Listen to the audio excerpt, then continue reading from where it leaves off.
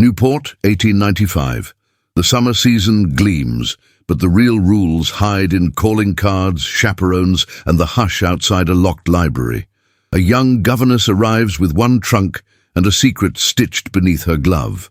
Upstairs, a powerful guardian measures the world in ledgers, not mercy. Between them, a silent child who has forgotten how to hope. Their first meeting isn't a waltz, it's a fault line. One borrowed book, one steady glance, and etiquette begins to tremble. For every chandelier's sparkle, there's a rumour ready to cut. A choice is coming, duty or desire. Whose voice will they obey? Before we begin, tell me where you're listening from, and in Gilded Age romances, what pulls you harder? The glitter of the ballroom, or the risk of breaking its rules? Newport, Rhode Island, in the high summer of 1895. Salt hangs in the air like lace, delicate and relentless, and the Atlantic presses its long blue palm against the shore. Mansions lift their pale stone faces toward the sun, their gilded cornices gleaming as if money itself had learned to sparkle. Society has migrated north from New York for the season, bringing trunks, jewels, and the conviction that the world is a ballroom arranged for their pleasure. The hired carriage turned from Bellevue Avenue toward the sea, wheels crunching over crushed shells, and Eleanor Hartwick folded her gloved hands in her lap so the driver would not see them tremble. She had known grandeur once, though never this brazen display of it. Beaulieu, the summer cottage of Alexander Vandermeer, rose from the clipped lawns with a confidence that bordered on arrogance. Limestone and glass, arcades and balconies, a double stair that seemed to pour from the front door like silk. The windows flashed back the ocean in bright shards. Flags stirred. Somewhere beyond the hedges, a fountain laughed. Miss Hartwick. The coachman touched his cap, and she realized the carriage had stopped. The bronze doors opened. A line of footmen in dark livery formed as if conjured. Eleanor stepped down, her travelling skirt brushing her boots, and lifted her chin. The sea wind tugged at the ribbon of her straw boater. A wisp of chestnut hair escaped and touched her cheek. Her trunk, small enough to shame her, was already in the hands of a boy not much older than her newest pupil. She thanked him. He blinked at her Boston accent and darted a look at the house, as if expecting it to disapprove. The woman at the threshold did not. Tall and spare, with a stern mouth and kind eyes, she wore black bombazine and a white collar, as crisp as a sheet of paper. "I am Mrs. Davies, the housekeeper," she said. "Mr. Vandermeer is at business. You will find the household efficient." "Thank you," Eleanor replied. "I hope to be the same." Mrs. Davies's gaze, quick and thorough, took the measure of Eleanor's plain travelling suit. The good leather satchel slung at her shoulder, the careful neatness that spoke of pride rather than vanity. Something softened in the housekeeper's expression. "Come inside. Miss Violet is at her breakfast. We do not keep her waiting." The foyer opened like a gasp. Light spilled through a stained glass skylight, laying rose and sapphire across marble. A sweep of staircase divided the air. Portraits of men with uncompromising mouths and women with immaculate waists watched from the walls. It would be easy, Eleanor thought, to feel small here. It would be easier still to become so. They crossed the echoing hall and followed the scent of hay and salt into a morning room where the sea filled the windows. At a table set for a princess sat a girl with a narrow face and luminous hazel eyes. She held her spoon like a weapon. A plate of sugared strawberries sat untouched. "Miss Violet," Mrs. Davies said, "your new governess." The child's glance slid toward Eleanor and away, a motion like a shutter. Her hair, the colour of honey caught in sunlight, was braided neatly down her back. The braid trembled. She made no curtsy. She lifted no spoon. Grief had taught her its own manners. Eleanor inclined her head. "Good morning, Miss Vandermeer. I am pleased to make your acquaintance." A pause, no longer than a heartbeat. "Good morning," came at last, faint and correct, as if pulled through lace. "Would you like to finish your strawberries on the terrace? Mrs. Davies tells me the gulls perform a comedy there at this hour." Eleanor's voice was light, unthreatening. She was careful with the music of it. Children hear tone before meaning. Violet's eyes flicked to Eleanor's hands where they rested on the chair back, hands long-fingered and elegant in white kid gloves. Without a word, the girl pushed back her chair and walked to the terrace door, the soles of her shoes silent on tile.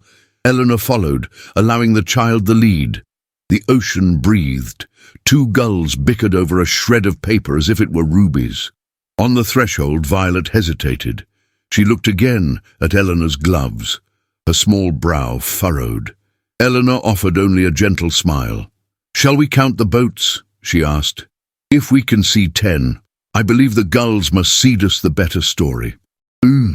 Why? Soft, suspicious. There it was, the first question, the first loosening of the thread she would follow all summer long. "Because numbers have laws, and stories have mercy," Eleanor said. "Both can be trusted, if one listens." Something like interest pricked through the child's caution. She stepped into the light. By late morning, the schoolroom had been shown, the back stair explained, the hours of lessons agreed upon without pressure. Eleanor accepted the house's rhythms and introduced her own without clamour. She unpacked the few books she had insisted on carrying herself, Dante, Austin, a worn volume of Euclid, and set her mother's silver brooch at the throat of her fresh shirtwaist, the plum-coloured thread at its hinge catching the day. She stored her trunk in a room at the end of a narrow corridor, reserved for respectable invisibility, and unlatched the window. The breeze found her hair and played with it as if they were old companions. Mrs. Davies reappeared at the doorway with a china cup. "Tea, Miss Hartwick. You will need your strength. Miss Violet tests." "All children do," Eleanor said, and took the cup. "It is the world that tries them first." The older woman's mouth tilted. "You speak as if you know." "I do." A silence that was not unfriendly settled between them. Mrs. Davies studied Eleanor's face, the composure that held, the shadows at the eyes that betrayed how dearly it cost. "If you require anything," the housekeeper said, "you will ask me, not the butler. Me. I am obliged." "Mr. Vandermeer dines late this evening," Mrs. Davies added, as if the sea itself had scheduled him. "He does not usually see the governesses. If you are required, I will send word." Required. Eleanor inclined her head to hide a smile. Of course. Lessons began after luncheon. They began, as true lessons do, with listening. Eleanor did not ask Violet to recite capitals or declensions. She asked her where in all the world she would like to go if sorrow were a road one could walk away upon. "Nowhere," Violet said, sullen and brave. "You can walk and sorrow will follow." "Then we shall walk faster," Eleanor said gently, and drew from her satchel a compass, old brass, the glass scratched. "My father's. It never forgot where north was. We will borrow its stubbornness." Violet did not ask to hold it. She looked at it as if it were a promise not yet redeemed. The afternoon softened around them. When the child's attention shattered, as all children's attention must, Eleanor gathered the glittering pieces without scold, and when Violet's small fingers, cool and bird-boned, accidentally brushed Eleanor's gloved hand, the girl snatched back as if touched by fire. Eleanor did not move. She knew too well the map of scars. The left glove hid a burn, a pale rope puckering the skin below the thumb, legacy of a night when flames showed no mercy. She had learned how to tuck pain into linen and smile. She would not make a curious spectacle of it for a child who had already seen too much. By late afternoon, Violet permitted herself to read aloud a single page and to stumble only twice. It was not triumph, but it was movement, and movement, Eleanor had learned, was salvation in disguise. When Mrs. Davies came to lead the child to her nurse, Violet hesitated, then reached out and brushed the cuff of Eleanor's sleeve with that same cautious hand. It was no more than a touch, quick as a sigh. It was everything. "Until morning," Eleanor said, warmth threading her voice. "Until morning. Violet echoed, almost inaudible, as if she were practicing the word goodbye in reverse. The house fell into its evening splendor. Lamps glowed behind etched glass. Somewhere a violin wove a ribbon through the stair hall. From the kitchens drifted the perfume of stock and sherry, and the clean, buttered smell of rolls. Eleanor dined quietly in a servant's parlour, where conversation was modest and laughter careful. Afterward, she escaped the hum of the machinery that made the great house glide and walked the edge of the lawns until the sky bruised toward violet. The ocean breathed colder now. The lanterns along the path flickered like a line of patient stars. When she returned, the household had gone still. Doors closed softly, footsteps thinned. She ought to have gone to bed. Dawn would look for her, and finding her ready, would approve. Instead, the thought of the library pulled at her like a tide. She told herself she wished to select a book for Violet. She told herself many things that were almost true.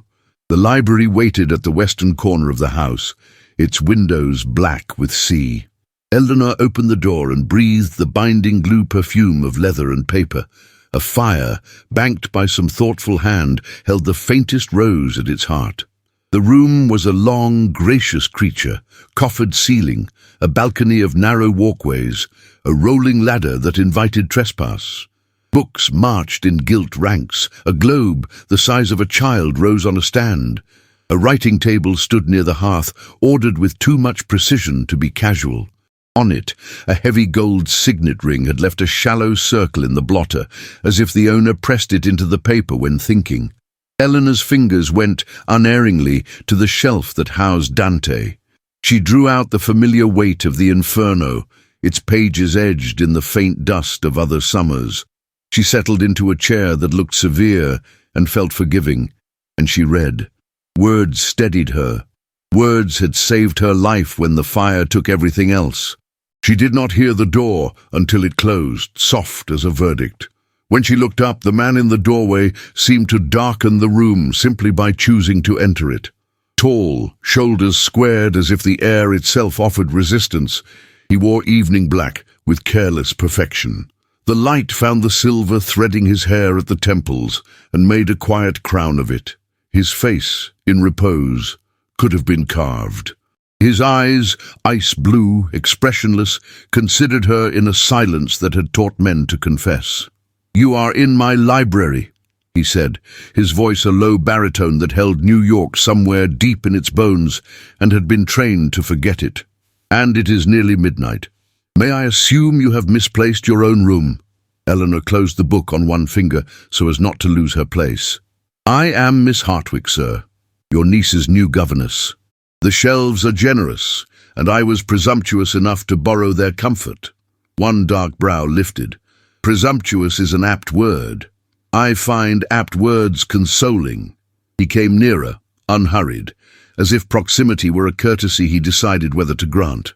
At the firelight, his features sharpened, the strong line of the jaw, the faint crookedness of a nose that had once broken and healed without apology, the faint scar through his left eyebrow that divided it like a lightning strike. Power hung on him like a well-cut coat. He did not need to raise his voice to fill a room. He needed only to be in it. "Governesses in this house borrow books by request," he said. "They do not haunt libraries after hours." "Haunt is an unkind verb," Eleanor replied, calmly meeting his gaze. "I am an early reader rather than a late ghost, and I required a text for Miss Violet. I will return it at once. You will return it now." His glance fell to the title at her thumb. "Dante, for a child of 10. "For her governess," Eleanor said, allowing the smallest thread of heat into her tone. "Grief understands good company." For a heartbeat the stillness shifted. Something, not softness precisely, but the memory that softness exists, moved behind his expression. Then it was gone. "You will ask before taking," he said. "You will observe my rules, Miss Hartwick. Where children are concerned, I observe their needs first. Needs are decided by those who pay for them. Needs are decided by those who can see them," she answered, and in the air between them the truth stood without shame. It was not insolence that lit her voice. It was conviction. He heard the difference. His mouth tightened, annoyance or interest or the discomfort of a man who has not been disagreed with in too long. "You presume much," he said at last. "I was hired to educate your niece," Eleanor said. "That requires educating myself. If you prefer ignorance solemnly curated, you should have specified it when you engaged me." The fire snapped. He studied her as if she were a problem set before an unwilling mathematician, a sum that refused to balance by ordinary rules. Most women in his presence smiled too readily, or spoke too softly, or tried to please a hunger they guessed and could never satisfy. This one did none of those things. She merely sat with a great book in her lap and the ocean behind her shoulder, and looked at him as if he were only a man. "And if I dismiss you now?" he asked, not idly. "Then you will have to explain to your niece why I left before breakfast," she said, rising with the book in both hands. "And she will learn that good things do not stay. I cannot prevent it. You can." The words met something tender he had not given permission to exist. He masked it with coldness. "You will return that volume to its shelf." She did so, sliding the Inferno into its place with reverence. She did not look away from him to do it. That, somehow, was worse. "At 8, she said, "Miss Violet and I will begin with arithmetic. We may use trained timetables. They are stern instructors. A bold choice for a child. A familiar language for a house that runs on punctuality." For the first time, one corner of his mouth bent, not a smile so much as the idea of one. "Good night, Miss Hartwick." "Good night, sir." She walked past him without haste, the faint scent of soap and starch and sea clinging to her. When she reached the door, she paused and turned, her profile clear against the darkness beyond. "Mr. Vandermeer," she said. He lifted his chin a fraction. "Miss Violet ate 3 strawberries this afternoon," Eleanor said. "It may not sound like much. It is." The door closed behind her. Alexander Vandermeer stood very still in the lamplight, his hands at his sides. He had intended to be irritated. Irritation was easy. It smoothed his days like a hand ironing creases from a cuff. Instead, the room felt altered by the after-image of a woman withholding neither dignity nor mercy. He looked at the shelf where she had left Dante, and against his own expectation, felt the smallest thread of curiosity tighten and pull. In the morning, he told himself. In the morning he would restore order. But the sea outside kept breathing, and somewhere in the east a faint pale line had begun to appear, as if the world, unconsulted, had already decided to begin again. Morning arrived in Newport as if painted by a patient hand. The sky brushed with pale rose and gold, while the ocean whispered its ceaseless hymn against the rocks. The house at Beaulieu awakened slowly. Servants moving with soft footsteps along polished corridors, voices hushed so as not to disturb the order of grandeur. In a modest chamber at the far end of a servant's wing, Eleanor Hartwick stood before a small mirror, fastening the silver brooch that had belonged to her mother at the collar of her dove-blue blouse. She smoothed her skirt, squared her shoulders, and told her reflection in a calm, steady voice, "Today you will begin." The schoolroom, had been prepared with precision. Maps of the world, their colors vivid, stretched across the walls. A globe rested near the tall windows, the Atlantic rendered in deep blue. Europe, a distant cluster of shapes that looked nearer than they were. On a table lay arithmetic books, a slate and fresh chalk. Eleanor placed her father's compass beside them, its brass cover polished by years of memory. She opened the windows to let the salt air drift in, believing that learning, like breathing, should never feel stifled. When Violet entered, she came as if against her will. The girl's slender frame carried itself with a deliberate dignity, but her eyes, those luminous hazel eyes, betrayed both defiance and fear. She wore a pale lavender dress, neat but joyless, as though color itself had been pressed into obedience. She glanced at the schoolroom, then at Eleanor, and without a word, she sat at the farthest chair. "Good morning, Miss Violet," Eleanor said gently. "Shall we begin with numbers? They never lie." Violet stared at the slate without touching it. Minutes stretched, broken only by the sound of gulls beyond the glass. Eleanor felt the silence press upon her like a weight. She knew better than to break it with sternness. Instead, she picked up the compass, opened it, and set it between them. The needle trembled, then steadied north. "This belonged to my father," she said, her voice low, almost intimate. "It has never forgotten where to point, even when we lost our way. Would you like to hold it?" For a long moment, Violet did not move. Then, with the smallest gesture, she extended her hand. Her fingers brushed Eleanor's gloved ones, and for an instant the child froze, her gaze fixed on the leather that concealed what lay beneath. A flicker of curiosity, almost fear, shadowed her eyes. Eleanor let the compass pass into her keeping, without a word. "It's heavy," Violet murmured at last. "Truth often is," Eleanor answered. The girl's lips quivered as if she wished to smile, but had forgotten how. She held the compass a little longer, then placed it carefully back on the table. "Show me," she whispered. "Show me how it works." So Eleanor did. They traced rail lines across maps, measuring distances with small fingers and steady ones. Violet's attention wavered, then caught, like a candle stubborn against the wind. By the time the lesson closed, she had written 3 sums with a trembling hand, each one halting but correct. When Mrs. Davies appeared to summon her to luncheon, Violet lingered by the table. She touched the compass once more, then looked at Eleanor, uncertain. "May I see it again tomorrow?" she asked. "Of course," Eleanor said softly. "Tomorrow, and as many days after as you wish." That afternoon, Violet returned with a book of poems bound in faded leather. She sat cross-legged on the rug, refusing the chair, and announced with solemn gravity that she hated reading. Eleanor sat opposite her, skirts spreading around her like dark water. "Then we shall not read," she said. "We shall tell stories instead." Violet's eyes lifted, suspicious. "What kind of stories?" "Yours? Mine. The kind that live in the corners of a house when the rooms are too large." And so Eleanor spoke, not of fairylands or princes, but of Boston's harbour before the fire, of the smell of salt mixed with coal, of her mother's voice calling her in from the docks. She spoke until Violet's shoulders softened, and the child whispered almost inaudibly, "Tell me one more." The sun was lowering when Mrs. Davies found them still seated on the rug, heads bent together, as if conspirators in some tender plot. For the first time since her parents' death, Violet's laughter spilled into the air, light, sudden, and startling even to herself. The sound echoed faintly in the hall, and a passing servant paused, astonished. That evening, as shadows drew long across the terrace, Eleanor carried her satchel down to the shore. She needed the sea as one needs breath. Alone, she unfastened her gloves and let the cool wind graze the scar that ran across her hand.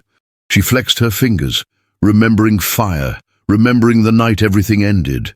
For a moment, grief threatened to overwhelm her, but she closed her fist and slipped the glove back on, whispering to the waves, "Not tonight. Tonight I must be strong." Behind her, unseen, Alexander Vandermeer had paused in his walk along the upper balcony. He had heard the laughter earlier, unusual enough to draw his attention. Now he watched the governess standing with her face to the ocean, her figure slender against the fading light, her composure fragile, yet unbroken. He frowned, unsettled by an unfamiliar stirring, an unease that was not contempt, but something dangerously close to admiration. The next morning's lessons revealed more cracks in Violet's armor. She stumbled over a line of poetry and bit her lip until it bled, refusing to continue. Eleanor reached across the table, not with command, but with quiet presence, and laid her hand lightly on the child's wrist. "Perfection is a lie," she said softly. "Try again." The girl blinked at her, then repeated the line with trembling voice. When she finished, she exhaled, as if she had been holding her breath for days. Eleanor did not praise her loudly. She only inclined her head, dignifying the effort with respect. That respect, Violet discovered, was sweeter than applause. By the end of the week, small rituals had formed. Violet would braid and unbraid her hair as she listened, would touch Eleanor's sleeve for reassurance before beginning a recitation. At meals she ate a little more, though she still pushed strawberries to the side. At night, Mrs. Davies noted she slept without calling out as often. It was Mrs. Davies herself who approached Eleanor one evening, her voice measured. "You have done in days what others could not in months. Be careful, Miss Hartwick. Affection is a delicate thing in this house." Eleanor met her eyes, calm and firm. "I am not here for affection, I am here for Violet." Yet when she lay in her narrow bed that night listening to the distant murmur of the sea, she could not silence the echo of the housekeeper's warning. She thought of Alexander's eyes in the library, ice blue and unyielding, and of how easily power could turn tenderness into peril. She drew the thin blanket to her chin and told herself she had built walls high enough to withstand whatever storms might come. But deep within, she knew that storms do not ask permission. The chapter of their lives had opened, as fragile and luminous as dawn light over water, and already the tides were shifting. Newport dressed itself in brilliance that morning. The lawns at Beaulieu newly clipped, the borders of hydrangea mounded like clouds, and the Atlantic throwing shards of light against the seawall as if intent on dazzling even the indifferent. Servants moved with unusual haste. A tea service had been dispatched to the south terrace, where striped awnings cast ribbons of shade over wicker chairs and marble-topped tables. Mrs. Davies supervised as if commanding a regiment, then withdrew with discreet efficiency. Everything was ready before the first carriage wheels sounded on the Shell Drive. Eleanor Hartwick led Violet to the terrace with a book tucked beneath her arm and a calm that cost her more than she showed. The child's fingers sought the safe harbour of Eleanor's sleeve, then fell away when voices approached. Eleanor turned and saw the reason Mrs. Davies had polished the silver to a second shine. Miss Arabella Winthrop, society's latest darling, alighted from the Vandermeer landau in a froth of pale lemon silk, her hat a confection of feathers and silk roses. Sunlight seemed to court her. Beside her, Alexander Vandermeer offered his arm with courtly precision, his expression composed into that handsome, impenetrable mask that the newspapers called princely, and the men of Wall Street called useful. "Miss Winthrop," he said, his baritone easy, "welcome to Beaulieu." "Oh, Mr. Vandermeer," she trilled, laying her gloved hand on his sleeve for a heartbeat too long. "How lovely, how perfectly lovely." Her blue gaze skimmed the ocean without seeing it, and came to rest, as if by accident, on the small tableau by the awning, Governess, Child, Book. The moment of appraisal was swift, careless, and complete. Alexander's eyes slid to Eleanor, held, and moved on, the glance too brief to mean anything, too deliberate to mean nothing at all. He bent over Arabella's hand and let the kiss linger a fraction past politeness. The gesture was practiced, the cruelty was not. "Miss Hartwick," he said without turning, "Miss Winthrop will take tea here. See to it that she is comfortable." Eleanor inclined her head, not because she was his servant, but because Violet was watching. She poured with unhurried precision, the porcelain thin as a promise in her hands. The silver trembled once, not enough to rattle a spoon. Violet, seat pulled close to Eleanor's chair, folded her small hands in her lap and studied her uncle with that bright, wounded attention of children who have learned too soon that love can be a performance. "Mr. Vandermeer," Arabella said, her laugh like glass beads clinking, "I insist that you show me the gardens yourself. I have heard your roses are a triumph." "My gardener deserves the praise," Alexander replied, "but I will take it anyway." He lifted his cup, eyes cool over the rim. "Miss Hartwick, please see that Miss Violet's lessons resume indoors. This breeze is too brisk." Eleanor glanced at the pennant on the boathouse. Its flutter was mild, and nodded. "Of course." As she gathered the book and slate, Violet's gaze clung to her uncle. "He is smiling," she whispered, as if reporting a rare weather phenomenon. "He never smiles like that with us." "Then perhaps he is remembering how," Eleanor said gently. Violet's mouth pressed thin. Or forgetting. In the schoolroom, numbers were merciful. They did not preen, they did not flirt, they did not use a child's grief as scenery. Eleanor let train timetables steady them both. She traced routes with chalk, turned miles into problems that could be solved, and when Violet faltered, she placed the compass on the desk between them. The needle settled, stubborn and true. They worked until the ache in Eleanor's chest thinned to something she could fold away. By late afternoon, the house had shifted costumes. The terrace stood empty, except for the imprint of a small, gloved hand on a teacup's handle. A spray of lemon silk ribbon, forgotten, fluttered on the grass before the wind claimed it. Arabella's laughter lingered at the edge of hearing like perfume that refuses to disperse. When Eleanor and Violet walked the path toward the orangery for a lesson in botany, they passed Alexander and Arabella, strolling the gravel in perfect view of the windows. He said something that made the heiress tilt her head and laugh again, one gloved fingertip resting on his sleeve, a study in practiced intimacy. Eleanor did not look away until Violet did, first. That evening, after the lamps were lit, and Violet had been kissed on the brow by the nurse and promised one more chapter tomorrow if she slept, Eleanor sat at the narrow desk in her small room and took out paper. She did not write every night, only when silence threatened to become a weight she could not lift. The pen hovered, then moved. "Mamma, it has been a bright day, and I have learned again how brightness can wound. I behaved as a governess should, calm, useful, a figure in soft colors against the furniture of a house, but my heart wished to be a woman who could leave the room when it hurt. Violet watched me for how to survive the afternoon.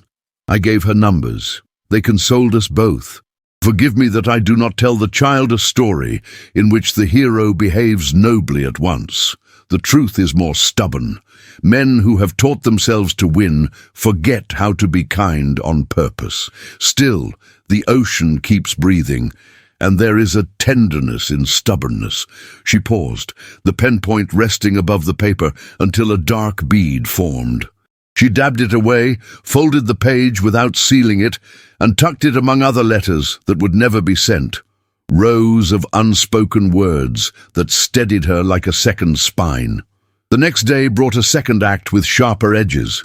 Invitations, whispered and gilded, floated across Newport like migrating butterflies. By late afternoon, a select party gathered at Beaulieu for a private musicale in the long salon. The windows were veiled in gauze to tame the glare. Palms lifted smooth fronds toward a ceiling painted with clouds that never shed rain. Chairs, arranged in faultless symmetry, faced a pianoforte polished until it held the room like a black lake. Eleanor did not belong in such rooms by society's measure, but Violet, in pale blue with a ribbon at her waist, did, reluctantly.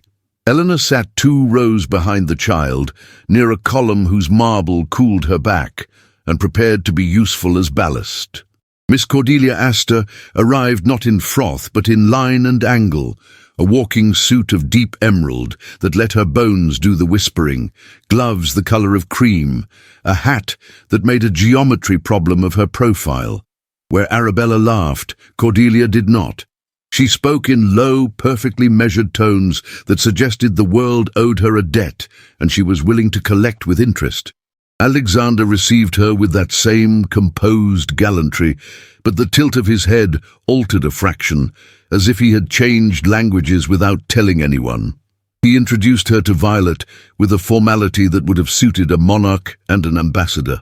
"Miss Astor," he said, "my niece, Miss Violet Vandermeer." Violet's small curtsy was precise and cool. Cordelia's smile touched her mouth and not her eyes. "A pleasure," she murmured, already half turned to Alexander. "Your salon is exquisite. One could almost forgive the Atlantic its vulgarity from this vantage." "Almost," he agreed, and the corner of his mouth bent. Music began. A young man with pale hair and earnest hands coaxed Chopin into the air, then Schumann, then a nocturne that built rooms inside the room. Eleanor listened and let the sound do what sound can do when it refuses to flatter, strip away lies until only longing remains. She felt Violet's attention drift, then snag, not on the music, but on her uncle. He laughed once, soft, immediate, at something Cordelia said beneath the measure, and the child's shoulders tightened. After the applause, cordial and correct, waiters glided, lemon tarts on thin porcelain, crystal that did not dare to ring. Alexander moved through the room, accepting homage without appearing to accept it. More than one gaze followed him. More than one whisper measured his smile and found it valuable. When he returned to Cordelia, he did not look toward Eleanor at all. That was the point and the punishment. Thomas Garrett arrived late, as men who do not worship schedules sometimes do. He looked, as ever, faintly rumpled and singly unimpressed by grandeur. He had the air of a harbour tug among yachts, practical, blunt, indismissible. When he found Alexander, he took him aside with a nod that managed to be both friendly and unceremonious. "Busy for a man who hates parties," he said. "Is this amusement or strategy?" "Strategy is my amusement," Alexander answered, the old dryness smooth on his tongue. Garrett's shrewd grey eyes cut to the governess in her plain plum dress near the column and to the child whose gaze kept straying backward to that anchor. He said nothing for a beat too long. "Looks like sabotage to me." Alexander's brows lifted. "Whose?" "Yours." Garrett's voice was quiet. "You've built an empire out of rails and will. Don't light fires in your own station and call it weather." "Take care," Alexander said, the words slow and even. "You are my guest." "I am your friend," Garrett returned. "And the difference is that a guest compliments your appetites, and a friend asks what you're starving for. I'll leave you to your party."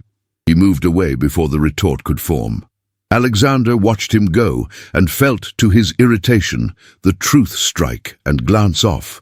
He set the sensation aside as he would set aside a ledger with an inconvenient sum. He rejoined Cordelia and let her speak about art as investment and marriage as alliance, and he nodded where nods were required.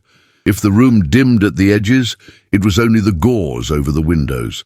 When the guests had drifted away and the salon had been reclaimed by quiet, Violet found Eleanor in the schoolroom, where the day's timetables and slates stood stacked and still.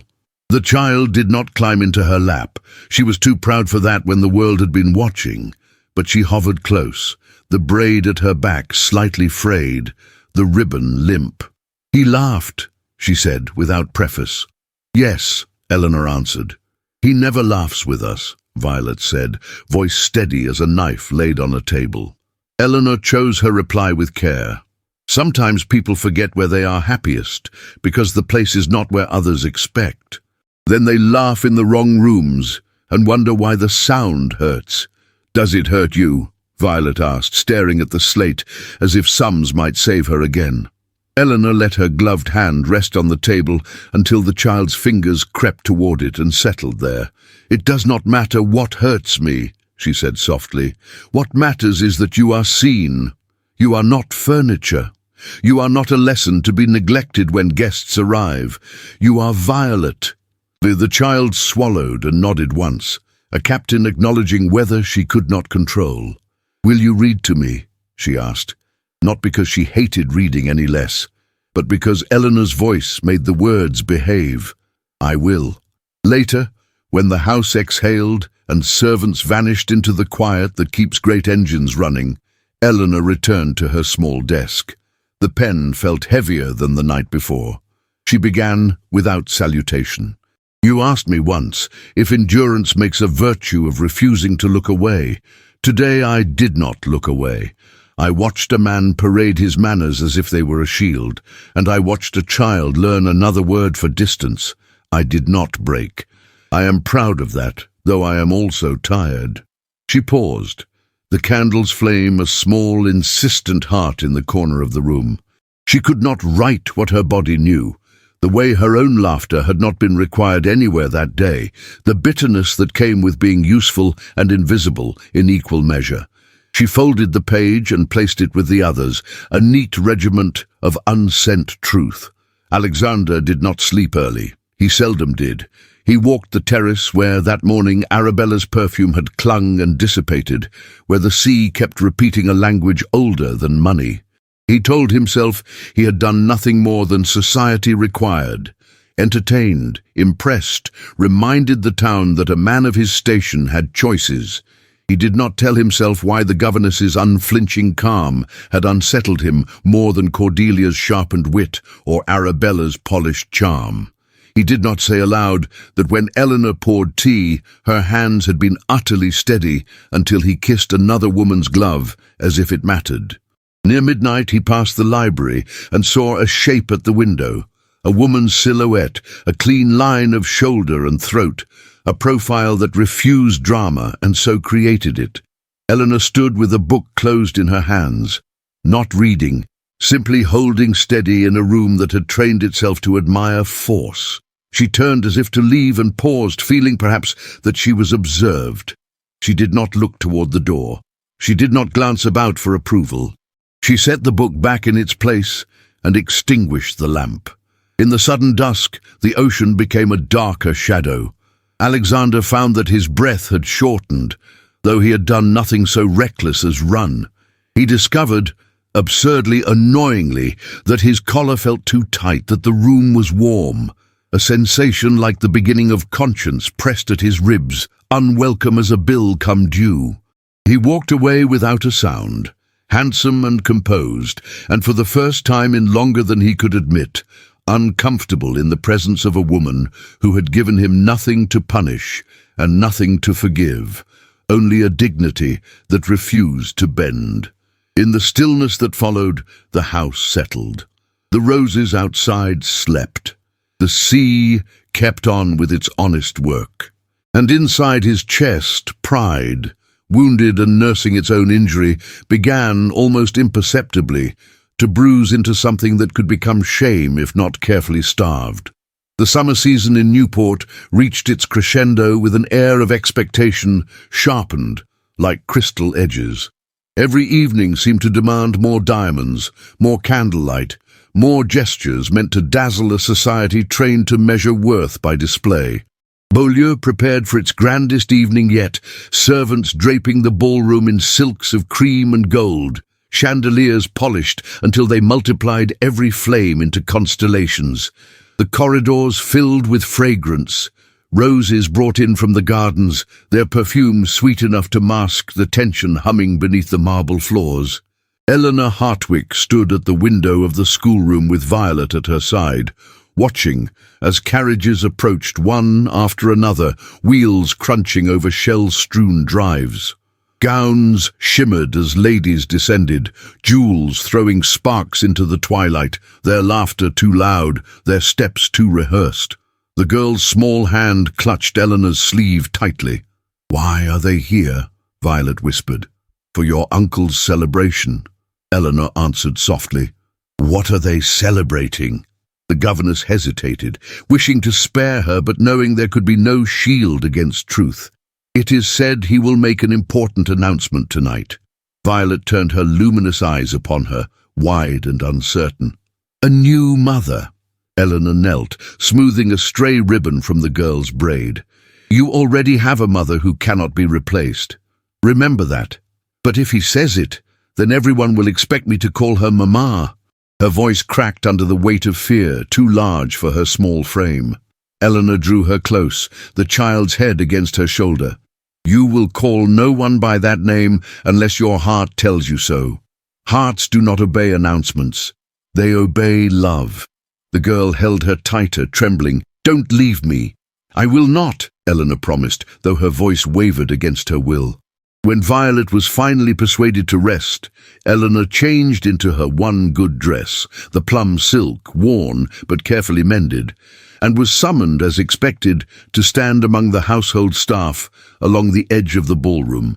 From there she could witness without belonging, visible but invisible, her dignity, the only shield against humiliation. Guests flooded the room, their jewels burning beneath the 1,000 candles. The orchestra struck a waltz, violins weaving through the chatter. Eleanor watched, her heart quiet but steady, as Alexander entered with Jacqueline Pemberton on his arm. Jacqueline was radiant in emerald silk that caught the light like precious stone. Her height and bearing made her statuesque, her auburn hair gleaming beneath a coronet of pearls. The diamond on her finger was obscene in its brilliance, a weapon glittering against every eye. She smiled, practiced and perfect, though it never reached her eyes. Following just behind was her younger sister, Clara Pemberton. Softer, gentler, she seemed almost swallowed by the grandeur of the room. Her gown of pale rose was modest, her blue eyes troubled as they searched the crowd. When they fell upon Violet, perched in a chair beside Eleanor, her expression shifted with sympathy, as if she alone among the guests felt the cruelty of the spectacle. The orchestra lowered, and silence rippled across the crowd. Alexander stood at the dais, his hand firmly clasping Jacqueline's. His voice carried with authority, deep and resonant. "My friends, my colleagues, my esteemed guests, tonight I wish to share news of great significance to myself and to the future of this house. Miss Jacqueline Pemberton has done me the honor of agreeing to become my wife." Applause erupted. A storm of fans fluttering, glasses raised. Jacqueline lifted her chin in triumph and leaned to kiss his cheek, her lips lingering just enough to announce possession. Eleanor felt Violet go rigid beside her. The child's hand clamped so tightly to her own that the glove bit into her skin. "No," Violet whispered. "Not her. I don't want her." Eleanor gathered her close, murmuring words meant to soothe though they could not heal. "Hush, darling. No one will take your place in my heart." She stroked the girl's hair as applause swelled like thunder. When the music resumed and couples filled the floor, Eleanor slipped away with Violet, escorting her back to the nursery, where tears fell in hot silence. She sang softly until the child's breathing steadied, then remained at her side until sleep, uneasy and shallow, claimed her. Only then did Eleanor retreat to her room. She closed the door, leaned against it, and let the stillness crash over her. She could not cry, not yet. Instead, she sat at her narrow desk and pulled out 2 sheets of paper. Her pen trembled once, then steadied. The first was for Violet. "My dearest girl, if you wake and do not find me in the morning, know this. I love you as fiercely as if you were my own. I leave only because I cannot be made a weapon in battles not meant for you. Remember always that your worth is beyond measure. Should life make you doubt it, recall that I believed in you with every breath. I will carry you in my heart wherever I go. Your Eleanor." Her tears fell at last as she folded the note, blotting the ink with care so Violet would not see it blurred. The second letter was colder, carved of iron. "Your Grace, I resign my post effective immediately. My curriculum is recorded, and Violet's progress is marked. You will find no dereliction of duty in my work. You have demonstrated your ability to marry with advantage and please society. For this I congratulate you. That you felt the need to parade this triumph at the expense of your niece's peace and my own dignity reveals the limits of your power. It is mastery over children and women, not over yourself. I request no severance. I require only your word that you will not pursue me or inquire after my whereabouts. That will be payment enough. Respectfully, Miss Eleanor Hartwick." She laid down the pen and folded the letter with hands that shook from exhaustion, not doubt. When dawn touched the sea with silver, Eleanor dressed in her travelling suit, plain and serviceable. She placed her few possessions into the trunk and carried her satchel in hand. Mrs. Davies entered without knocking, her severe face softened. "You are leaving," she said, no question in her tone. "I must." Eleanor's voice was quiet but firm. The housekeeper moved forward and took the trunk. "Then you will not carry this alone." For a moment, Eleanor's composure threatened to break. She reached out, touched the older woman's sleeve and whispered, "Thank you." Mrs. Davies inclined her head. "He does not deserve your courage. But she glanced toward the nursery door. "She deserves every drop of it. May God guide you, Miss Hartwick." Together they moved through silent corridors, past marble and gilt that seemed suddenly like the shell of some great, indifferent creature. At the servants' door, Eleanor stepped into the cool dawn, her breath visible in the early chill. A carriage waited, its driver alert. She climbed in without looking back, her spine straight, her face pale, but resolved. Inside the house, Alexander awoke late, after the last guest had gone and silence reclaimed the ballroom. He found the letters on his desk, the one for him neatly sealed, the other left in Mrs. Davies's care for Violet. He read Eleanor's words once, twice, his jaw tightening with each line. By the time he reached the end, he felt something dangerously close to victory, though the sensation was hollow. He told himself she had proved predictable like all the others. He had driven her out before she could unsettle him further. He had won. Yet when he set the letter down, the room felt colder, the silence heavier. The triumph echoed like applause in an empty hall, convincing only because there was no one left to hear it. And the ocean, indifferent, went on breathing beyond the glass. Morning broke thin and grey over Beaulieu, as if the sky itself had been rubbed with ash. The ballroom still smelled faintly of spent candles and trampled roses. Servants moved like ghosts, restoring symmetry where the night had left excess. In the nursery, symmetry could not be restored. Violet sat upright in bed, hands clenched in the coverlet, her eyes fixed on a point beyond the window, where the ocean heaved in slow, indifferent breaths. The tray Mrs. Davies placed before her, soft eggs, buttered toast, strawberries sugared to coax delight, went untouched. "Miss Violet," the housekeeper said, gentler than usual, "you must eat." The child did not answer. She lifted the fork, set it down, and stared until the eggs filmed over with cooling gloss. When Mrs. Davies moved to open the curtains wider, Violet turned her face away, as if light were a reproach. By mid-morning, word reached Alexander Vandermeer that his niece had not come down and had refused breakfast. He presented himself at the nursery door with the authority that had persuaded governors and tycoons to change their minds. It did not impress a 10-year-old girl. "Good morning, Violet," he said, voice even. She looked through him. When he took a step forward, she gathered the blanket to her chin with the dignity of a sovereign. "You will eat," he said, not unkindly, only in the tone of a man whose wishes had been long obeyed. Violet's lips pressed into a line. "No." The single syllable hit harder than any argument.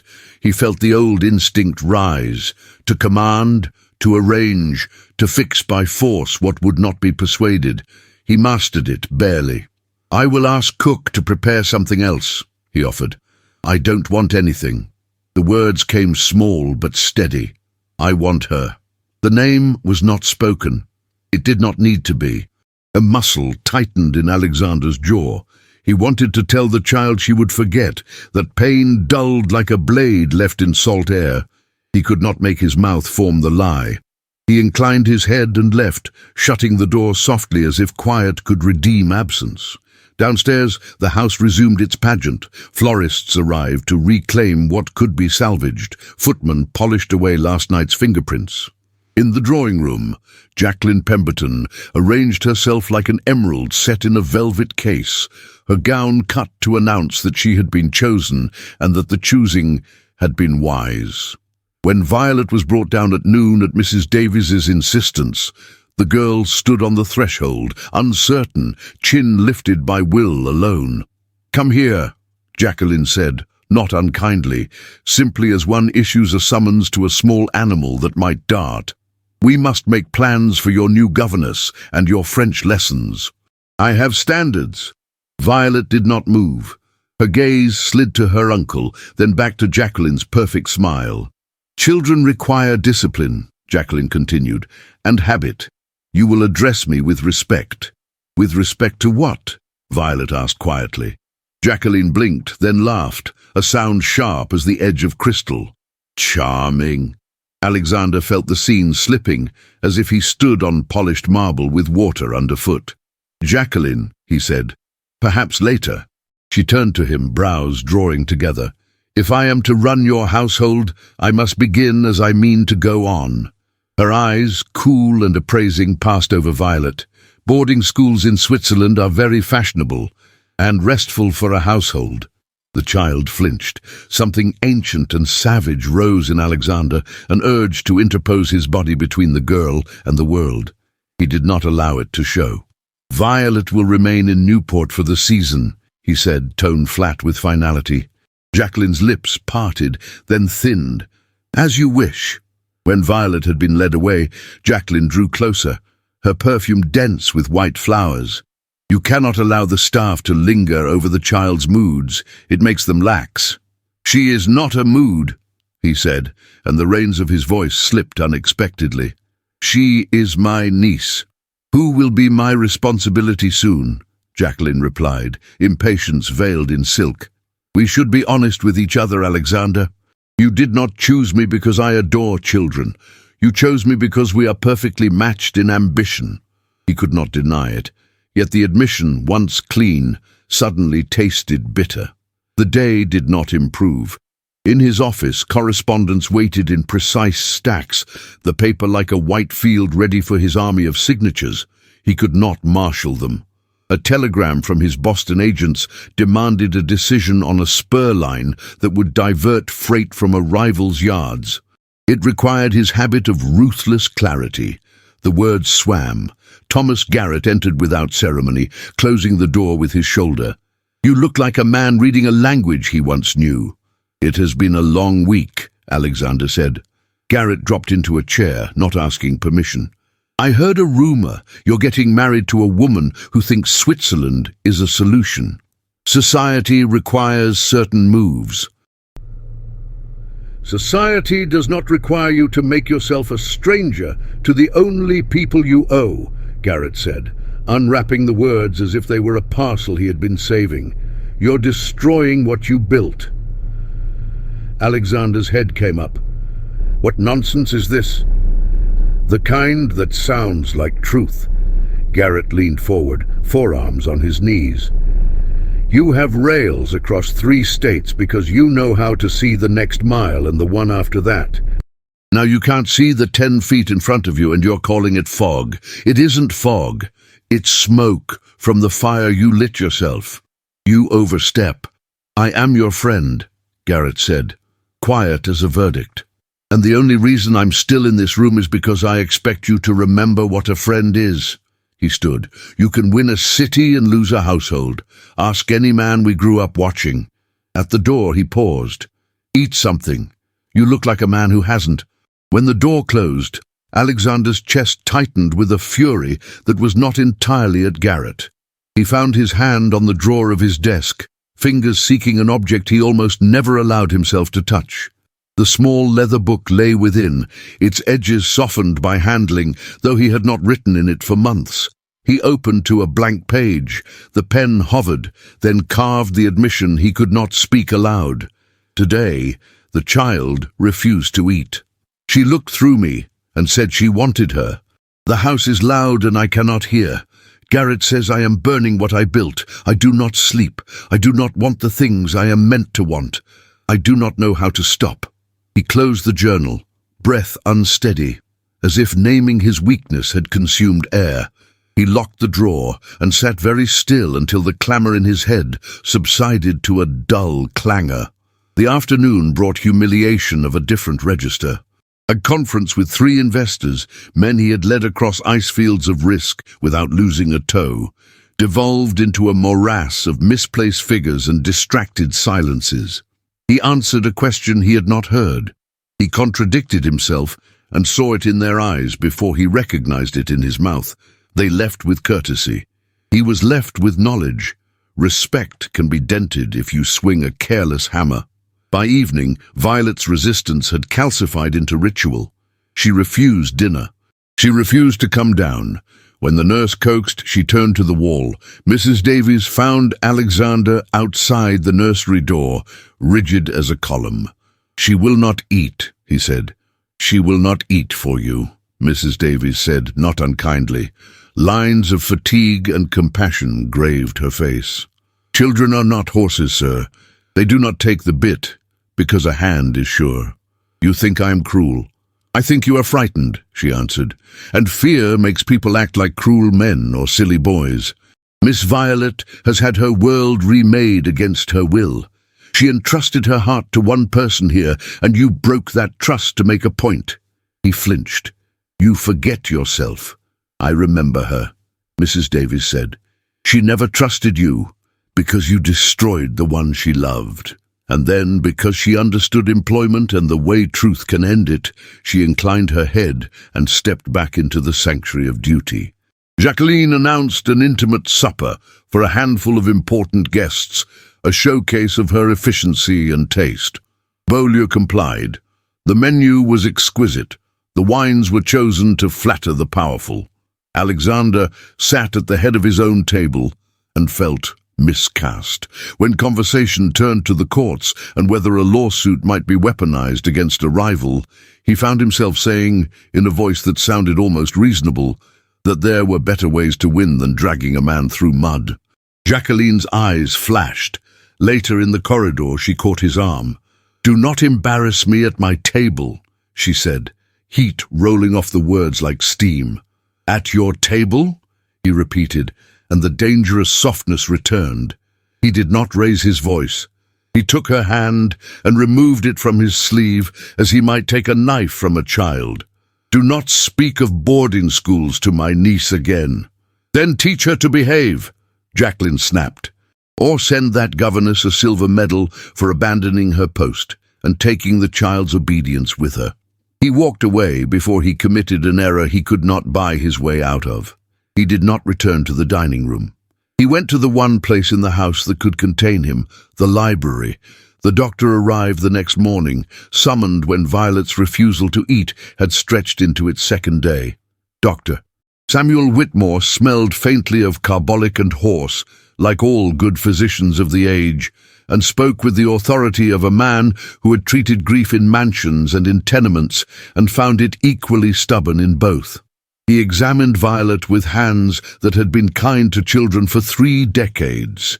He listened to her lungs, pressed gently against her ribs, asked questions she barely answered. In the corridor, he gave his verdict without embroidery. "There is no fever, no infection I can find. Her body is not ill yet. Her spirit is exhausted." "Exhausted?" Alexander repeated, as if the word were unscientific. "Grief is work. For a child, it is factory work. Long hours, poor ventilation, dangerous equipment." Dr. Whitmore's eyes were tired and unaccusing. "She has lost her parents. She placed what courage she had left in the keeping of another adult. That adult vanished." Alexander took the blow without moving. "She resigned." "You are not a fool, Mr. Vandermeer," the doctor said mildly. "Do not speak to me as if I were. The child believes she was abandoned. Belief is stronger than fact at her age." "What?" He had to stop and start again. "What can be done?" "Give her back what was taken," the doctor said. "Or give her an honest reason to believe she will not be abandoned again. If you cannot manage either, feed her broth and wait to see what kind of damage neglect does to small organs." The old instinct stirred, the one that reached for a ledger and wrote a check the size of a cure. "I can hire—" "You can tell her the truth," Dr. Whitmore interrupted. "And you can find her governess." He softened his tone. "I have seen children die because their bodies could not persuade their hearts to live. Do not test the limits of her survival as if it were a business interest." After the doctor left, the house felt wrong in its proportions, as if the ceilings had dropped and the corridors had narrowed. Alexander went to his study and opened the journal again, as if it were a confessional he did not believe in and could not stay away from. "The doctor says she is dying of grief. He says I should give back what I took. I do not know how to return a person. I do not know how to return myself. My partner says I am burning my station. Mrs. Davies says the child never trusted me because I destroyed what she loved. I am tired of winning at the wrong things." He set down the pen before the page could blur. For a long time he sat with his hands braced on the desk, head bowed. the way a man holds himself together when the walls begin to tilt. By afternoon, the markets delivered their particular form of punishment. A cable arrived from New York. A bid he had assumed was unassailable had been undercut by a rival's quiet alliance. His lieutenants sent carefully phrased messages that did not say what they meant. You were not here when we needed your judgment. At a meeting he could not avoid, he misnamed a director and had to watch the man's smile stiffen. It is possible to be obeyed and pitied at the same time. He discovered he could not bear the combination. Near dusk, he climbed the back stair to the nursery, a route he had seldom taken. Mrs. Davies met him at the door and, without speaking, opened it. Violet lay curled on her side, her braid loosened by restless hands. The tray on the small table held broth, cold now, and a glass of milk with a film like thin ice. He sat on the edge of the bed and did not touch her. "Violet," he said. Her lashes lifted. She looked at him, and in that gaze was a desolation that made him want to look away. He did not. "I am sorry," he said, and the words felt unfamiliar in his mouth and exactly right. "I have done a foolish thing. I believed strength meant pretending not to care. I was wrong." She said nothing, but something in her eyes loosened, the smallest slackening of a knotted rope. "I cannot fix what I have broken tonight," he said, voice roughening. "But I can tell you that I am the one who drove her away, and I can tell you that I will try to make it right." A tear slid into her hairline. She did not reach for him.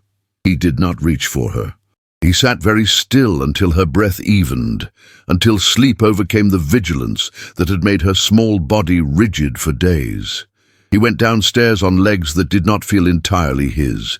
He did not seek Jacqueline, though she was in the music room with a woman whose name he had forgotten, speaking about invitations and alliances. He did not seek Garrett, who had the good sense to absent himself when a house began to tip. He went to the library. The room received him as it received storms, without comment. The fire had been laid and left banked. He knelt and coaxed it to life, not to be grand, only to watch something begin to burn because it should. He crossed to the shelf where Eleanor had left her mark on his order and drew down the volume whose weight had surprised him since childhood. Dante, bound in dark calf, its pages edged in gilt that had been rubbed away by years of hands seeking lines to carry like talismans. The ribbon still marked a place she had chosen. He opened to it and read in silence, lips moving but no sound escaping, the fire coaxing light over the words as if they were newly written for him alone. There is no greater sorrow than to recall happiness in times of misery. He closed the book, thumb pressed to the page, as if to keep the sentence from escaping back into the dark. In the glass of the window he saw his reflection, a tall man, in evening black gone creased at the edges, his face too set to be young and too handsome to be forgiven for his errors. Behind the reflection, the ocean lifted and fell, doing honest work. He looked down at the book again, at the ribbon that had touched her fingers, at the ash clinging to the grate like grey lace. For the first time in years, he allowed himself to say a thing out loud when no one could hear it. "I am miserable," he said quietly, as if naming the shape made it less likely to devour him. "And I remember." The fire answered with a soft collapse of ember. The house settled around him. And the magnate who had believed victory a habit discovered that there are defeats so private they cannot be tallied, only endured, until the heart learns a different arithmetic. News travels in Newport on polished shoes and perfumed fans, but it also travels by quieter couriers, the set of a housekeeper's mouth, the stiffened back of a footman, the sudden hush that follows a name spoken too loudly. By late afternoon, the rumor had gone from whispered possibility to unadorned fact. The engagement was broken. There was no announcement, no artful phrasing printed on heavy card. There was only Alexander Vandermeer walking past a cluster of guests who had returned for advice and gossip and finding himself unwilling to supply either. He summoned his solicitor, spoke 5 sentences in a voice that did not shake, and signed what needed signing. If there were consequences, they would come later. Consequences always kept appointments. he could not think about later. The present already felt like flint against bone. He went first to the rooms where Jacqueline had arrayed her triumphs, a dressing table crowded with cut crystal and pearl combs, a chaise still wearing the indent of a satisfied posture. She was not there. He found her in the winter garden, spine perfectly straight, hat cast at an angle meant to wound. She watched him approach with a cool interest that registered the end of a transaction and appraised the return policy. "This is beneath you," she said when he finished. "You have trained the world to be impressed. Now you will train it to pity you." "I'm not asking the world for anything," he answered, "least of all pity." "You're asking for trouble," she said, rising, the emerald silk of her gown taking light as if it were for sale. "My father will have his say." "That is his right," Alexander replied. "This is mine." When she left, heels quick on the tile, the winter garden seemed to exhale. He stood among the damp leaves and let the warmth fog his cuffs. He had expected relief, clean, bracing. What came instead was urgency that tasted like smoke. Violet's face at the edge of dreams, Eleanor's silence in rooms that still held the imprint of her attention. These pressed against him until stillness became impossible. Within the hour, a carriage took him to the telegraph office on Bellevue. The machine on the counter clicked like an impatient heart while he composed his first message, inquiries to boarding houses near Boston's South End, to a matron of a respectable ladies' residence in Beacon Hill, to the headmistress of a school for governesses who had been fond of a Miss Hartwick's exacting grammar. He wrote his second message to Thomas Garrett with the brevity of men who trust one another with the unspoken. "Need a favor. Find her." The search began in polished parlors and sank chambers of steam and grit. Conductors remembered a slender woman with a battered trunk and a face closed not with hauteur but with resolve. A landlady recalled 2 nights paid in advance and a voice too courteous for the neighborhood. At a boarding house off Tremont, a boy produced a torn envelope from the ash bin because he liked the embossed edge. Another hand had left it, and the wind had not finished with it. The address inside bore a westward promise: San Francisco, departure within 3 days, wages modest, references prized. By dusk, Alexander stood on the platform of Boston's main station beneath a canopy of iron ribs and soot-streaked glass. The air was a composition of coal, hot metal, oranges, and wet wool. A great engine idled at track 2, breathing like a prehistoric animal deciding whether to move.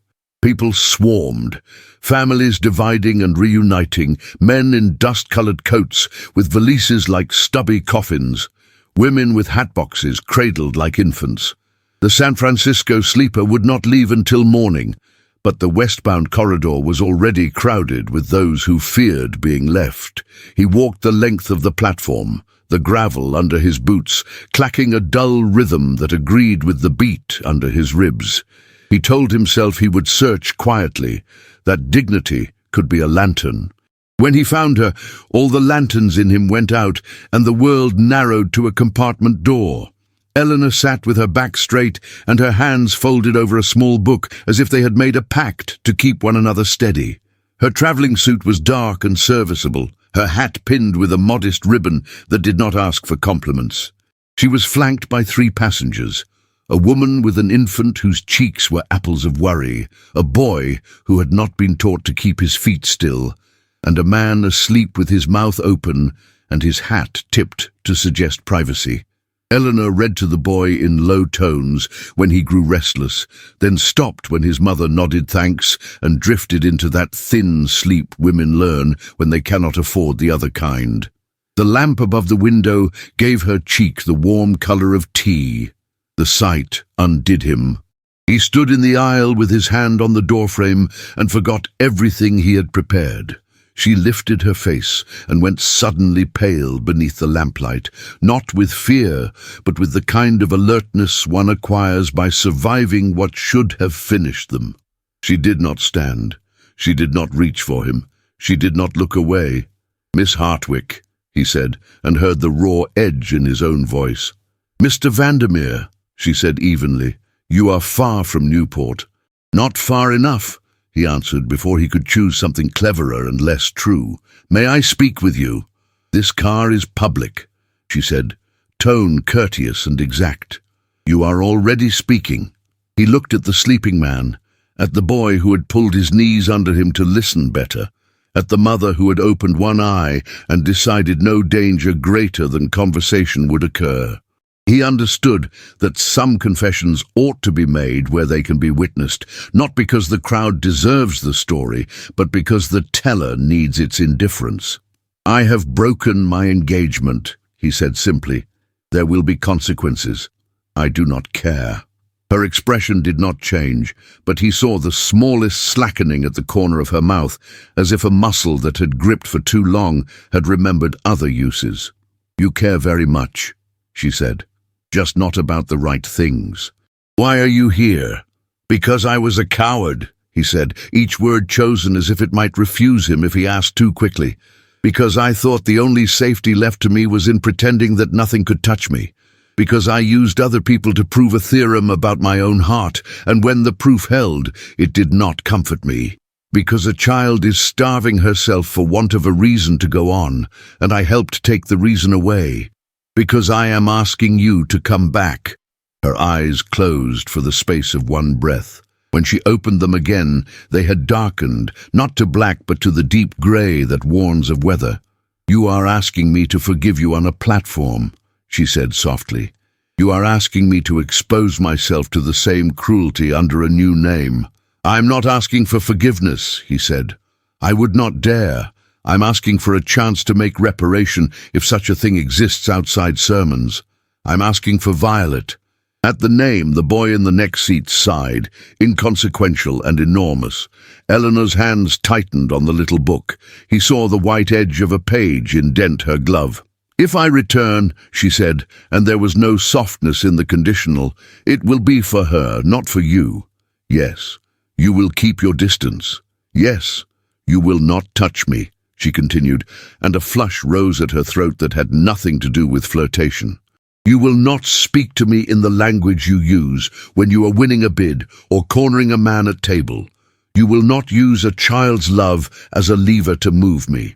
Yes, you will tell her the truth," she said, the words gaining force as they found their footing, "that I did not abandon her, that you asked me to leave in every way that matters." "I will," he said. It cost him more than humiliation. It cost him the last standing pillar of his pride. He gave it willingly and with his eyes open. "You will not inquire after my past as if it were a ledger you might audit," she went on, relentless and calm. "You will not move heaven or men for the sake of proving that you can. You will allow me to do my work without interference, and you will accept that it is my work and not my life." "Yes." Around them, the train heaved a sigh, the engine testing its strength like a swimmer dipping into cold. Somewhere a porter called out the stops in a chant that tried to sound bored and could not help sounding like a spell. The mother drew her shawl tighter about the child at her chest. The boy swung his feet and stared as if he had been given a new kind of arithmetic and wanted to see if it added up. "And if I find," Eleanor said, and now her voice trembled, not with fear, not with desire, but with the gravity of someone drawing a line on the floor and announcing that it would be a wall, "if I find that you have mistaken performance for change, if I find that you have troubled that child's peace again for the sake of your own storm, I will leave without a letter. Do you understand?" "I do." He reached inside his coat and brought out a small object, not the glittering kind women have been trained to expect, but a circle of plain gold, worn thin along one edge by time and hands. It looked like a promise that had survived fires. He set it on the little table between them without sliding it toward her. "This is not what you think," he said. "It belongs to my mother. I have no right to offer it in any capacity but this, a reminder to me of what I said today in front of strangers. If you return, I will put it away until I have earned the right to ask a different question. If you do not, I will still put it away and try at least not to be less than I have said." She looked at the ring, then at him. Something like pain crossed her face and left a different light behind. When she spoke, her voice was steady again. "I received an offer," she said. "A family bound for San Francisco. Honest work, modest wages, passage west. I accepted yesterday." The air around him shifted. The platform became more heavily itself, the cinders and the steam, and the men counting their coins at the newsstand. He had known, and still it struck. "I will refuse," she continued, quiet but definite. "I will write tonight and return their deposit in installments if I must. I will be called ungrateful. Let it be so. My first loyalty is to a child who has lost too much." "Thank you," he said, "not because it was adequate, but because there are moments when words are only vessels and must carry what they can." She rose then, and the fabric of her skirt released a breath from the cushion, as if even cloth had not expected the decision to be so quick, so clean. She reached for the small trunk at her feet, and his hand lifted instinctively to take it.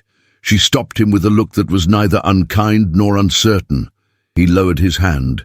"Do not mistake my return for acquiescence," she said. "I do not," he answered. "I will make arrangements for—" "You will do nothing," she said. "Mrs. Davies will know how to admit me. Violet will know how to forgive what can be forgiven. You will learn how to stand still." At that, the corner of his mouth twitched, something that might one day wish to be a smile if it were taught by gentler tutors.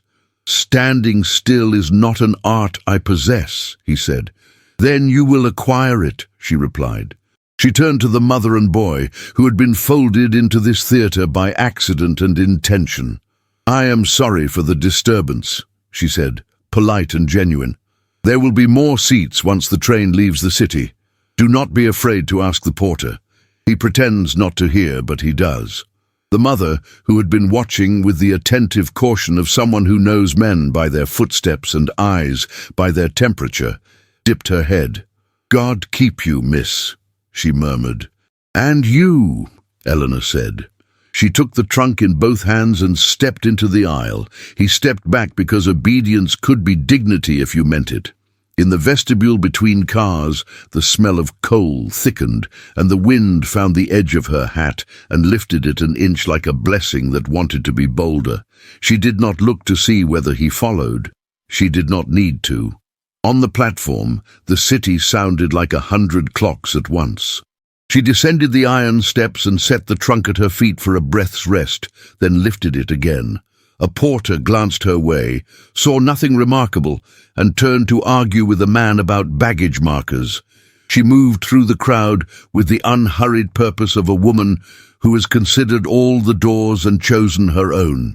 He watched from the threshold, the lamp over his head making a halo of smoke that did not belong to saints. He did not call her name. He did not attempt to arrange the air around her to make her passage easier. He stood very still and let the lesson find his bones. At the end of the platform, where the shed gave way to open tracks and the sky arched its washed grey, she paused for the briefest instant and adjusted the strap of her satchel on her shoulder, a simple gesture, elegant because it needed no audience. Then Eleanor Hartwick began to walk.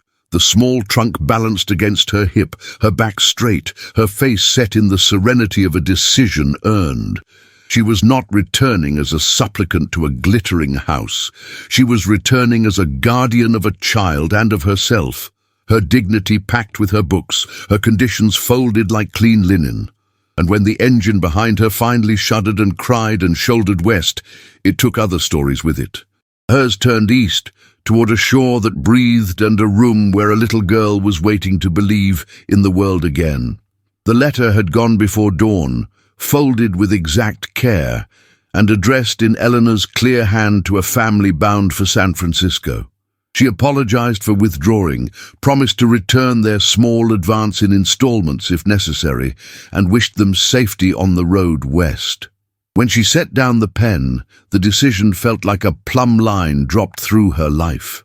It did not waver, By mid-morning, Mrs. Davies opened Beaulieu's servants' door to admit her, the housekeeper's stern mouth eased by a fraction, and she took the trunk without commentary, as if transferring a burden from one set of shoulders to another were a duty as plain as polishing silver.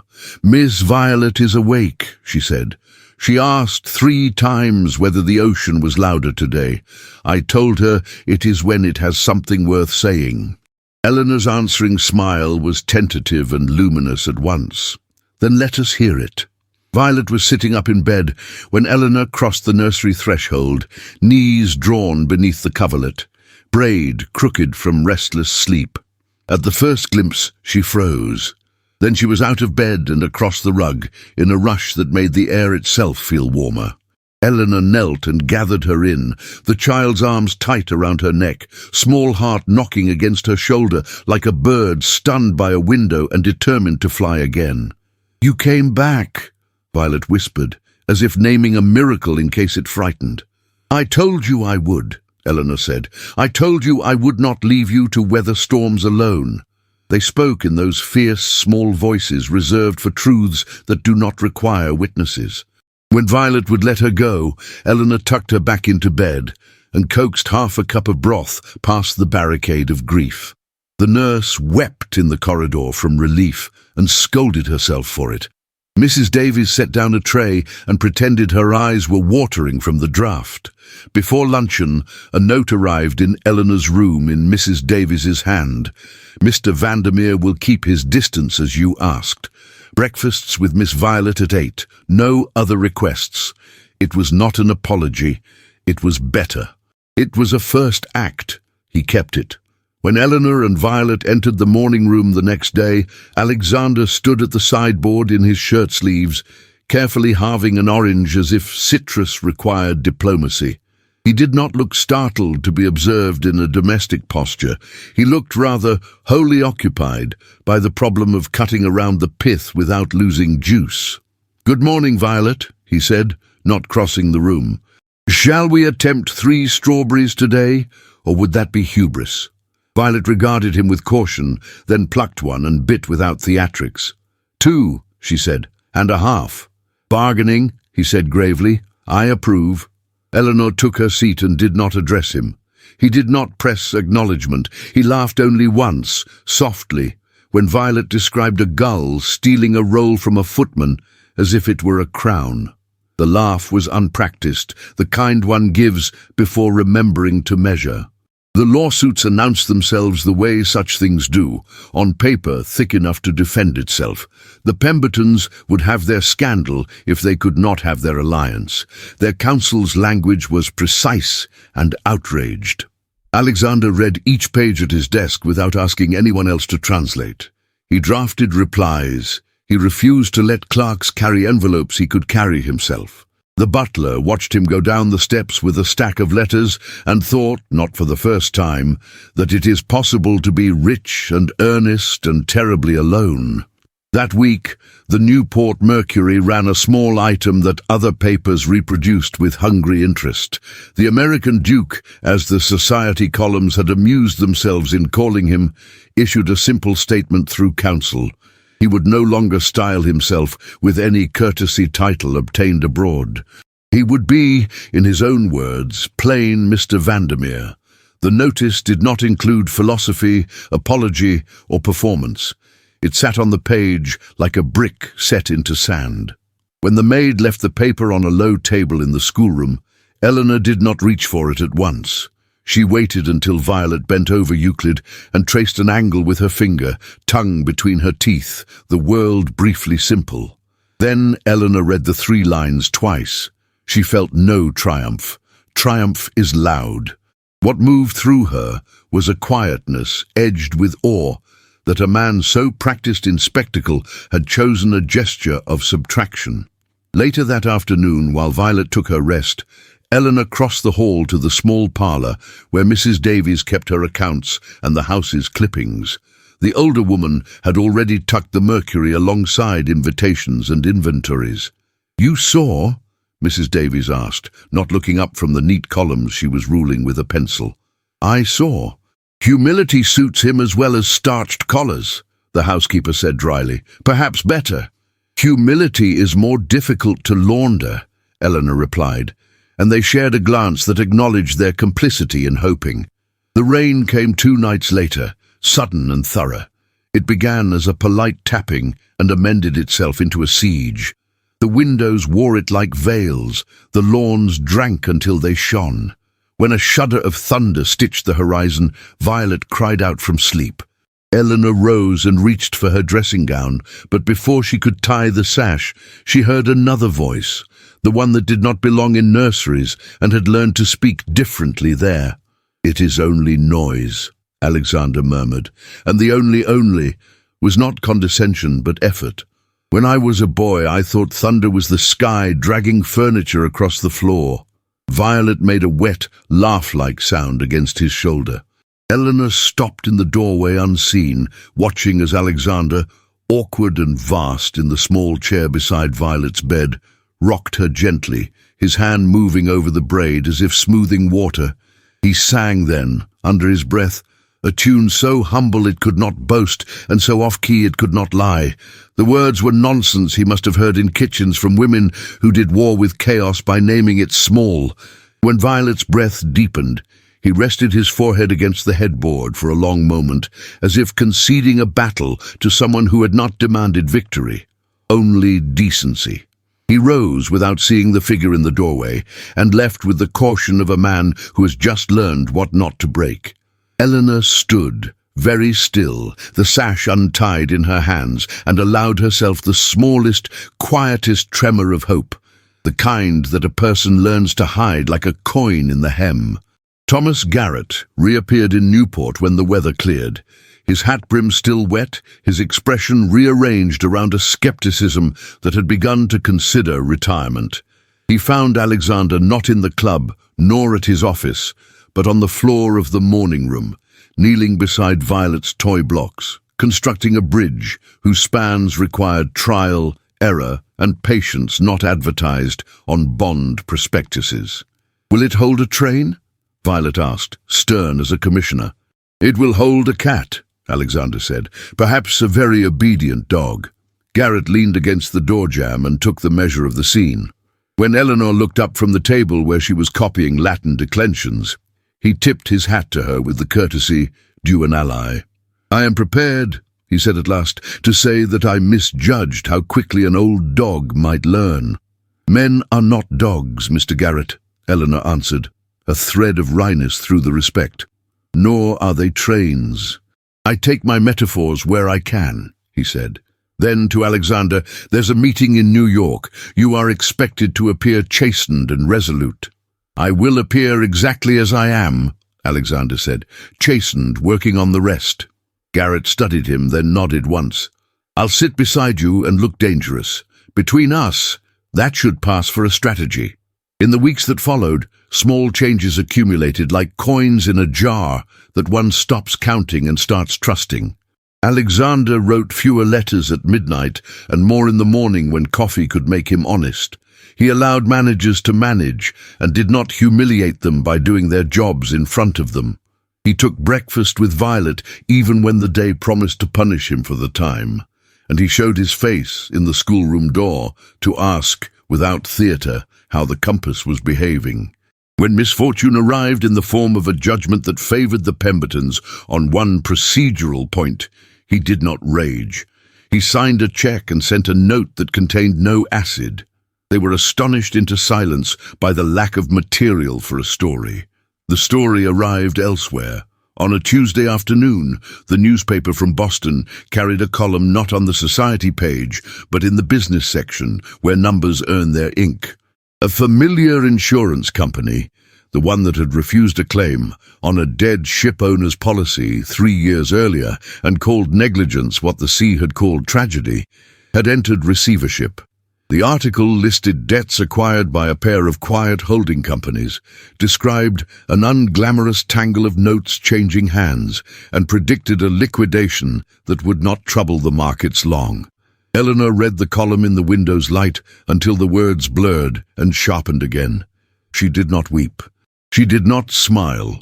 She folded the paper and smoothed the crease and carried it to the mantel, as if returning a borrowed thing to its proper shelf. When she met Alexander in the corridor an hour later, pure coincidence, no contrivance, she said nothing of it. He inclined his head, and something unguarded and grateful crossed his face, and was gone. Mrs. Davies found her in the pantry that evening, counting teaspoons to calm herself, as some people count prayers. "I keep a record of the silver," the housekeeper said, "but some reckonings do not belong on lists." "Some reckonings," Eleanor answered, "arrive without trumpets. And some men learn that it is better to be plain than to be gilded," Mrs. Davies added. "I find I prefer them that way. I find I may too." Night drew earlier as the season leaned toward its end. The air freshened. The roses made a last sweet effort before conceding to colder rules. One evening, Eleanor discovered a thin package on the schoolroom table, wrapped in brown paper and tied with twine. No card. Inside lay 3 maps: New England, the rail lines of the Eastern Corridor, and the Atlantic with its prevailing winds, sketched in pale blue. In the corner, a penciled note in a hand she had learned to read as careful even when it was hasty, for lessons in navigation, if useful. She replaced the maps gently, then left the package exactly where it had been, to be opened tomorrow, beside the compass under Violet's supervision. It is a dangerous thing to steal from a child the pleasure of unveiling. When storms did come, and they would, Eleanor had the measure of them now. She watched Alexander as one watches a bridge tested by weather, not willing it to fail, not crediting it too soon. She saw him make choices that were not glamorous and therefore convincing. She saw him leave rooms when anger threatened to make him clever in the wrong ways. She watched him pause at thresholds to find his tone before he entered, as if remembering that women and children do not benefit from thunder. It did not make him handsome in a new way. It made him human in a way that complicated his beauty and so deepened it. On a Sunday, when the belles in town were preoccupied with their own righteousness, he found her in the long gallery where portraits judged people for sport. He did not come near. He stood at a tactful distance, hat in hand, like any man asking any woman for the use of her attention. "Miss Hartwick," he said, "Mr. Vandermeer. I am told there is a word I have not yet practiced enough," he said. "May I try it?" "You may say what you like." "Thank you," he said simply, "for returning for Violet. For not returning for me, I am learning to be grateful for correct distinctions." She did not move, but the air around them shifted. "Violet says you cannot sing," she replied, as if granting him more than he had asked. "She is correct," he said. "But I can carry a tune the way a man carries a bucket, badly and with purpose." "I heard," she said. He bowed his head slightly, as if taking a benediction from someone not permitted by any church to give one, and left her there among the ancestors who had never resigned anything that was not snatched from them. That night, rain threaded the windows again, not a storm this time, just a steady hand tapping. Violet slept without waking. Eleanor sat at her desk and took out the stack of letters she never sent. She did not write one. Instead, she opened her journal to a page of blank, durable paper and wrote a single sentence. "He is inconveniently changing." She closed the book, laughter in her throat like a small, startled bird that did not quite take flight.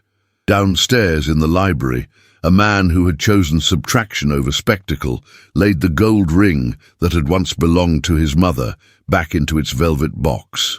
He did not fasten the clasp. He left it ajar, as one leaves a window cracked in a house that has at last remembered how to breathe. Autumn came to Newport not as a descent, but as a deepening. The lawns at Beaulieu turned a tender shade of bronze, the hedges thinned enough to let the ocean's breath find the corridors, and the roses offered a last handful of blooms with the modest courage of things that know their season. Mornings sharpened. Even the chandeliers, polished as always, seemed to hold a cooler light, as if the house had learned to measure itself in quieter units. On a late afternoon when the maples along the drive stood like tall fires refusing to brag, Eleanor finished a lesson with Violet and sent the child downstairs to ask Mrs. Davies for nutmeg on their milk. The empty schoolroom kept the warmth of their work. The compass lay on the table, its needle certain. A knock sounded at the threshold, not brisk, simply present. "Miss Hartwick," Alexander said. She looked up, guarded instinct letting down its drawbridge 1 inch and no more.